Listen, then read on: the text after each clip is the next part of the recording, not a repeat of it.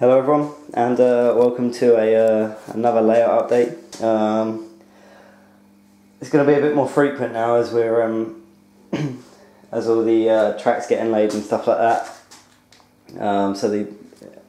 I need to update a lot regularly rather than monthly. So here's the latest update. We have a lot of track laid. The whole incline from the top to the bottom has been put into place. It's the road at the back. As you can see, it runs all the way down onto the bottom, along the front, past the 66, and in this bit here we've had to install crossovers. I'm not really a fan of crossovers because they always went wrong when we used to use them, but it seems to be alright now. We've tested it with a couple of engines and they both seem fine going over them, so hopefully we shouldn't have any problems going across it. But we had to put it in because we need to get back onto the outside to then go up where these wagons are here, to go up here, to then go up the other incline,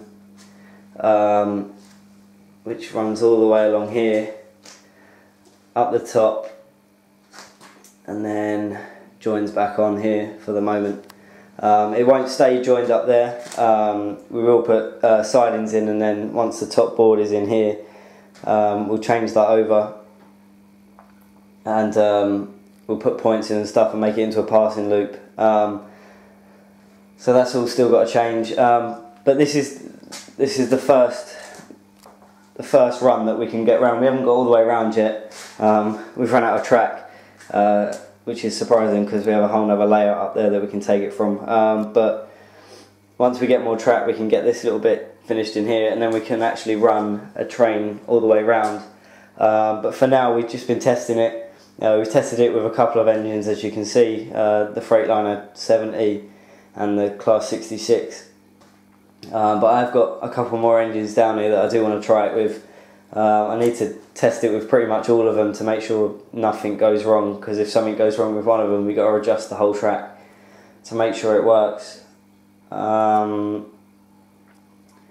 yeah, that's pretty much what's going on now. Basically what will now happen once we've got this in, we will start over here on the fiddle yard.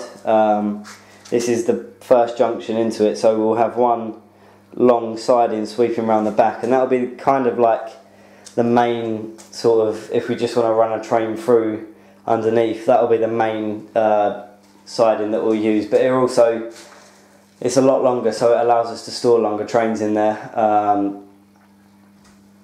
Probably about 8 or 10 wagons, so about 4 or 5 of these. That's what we're kind of measuring it by, because they're the longest that we've got and probably will be running. And then obviously it comes in here, and then it will fork off these points here, and it will then go in to the rest of the fiddle yard. So there should be 1, 2, 3, about 5 or 6 lanes per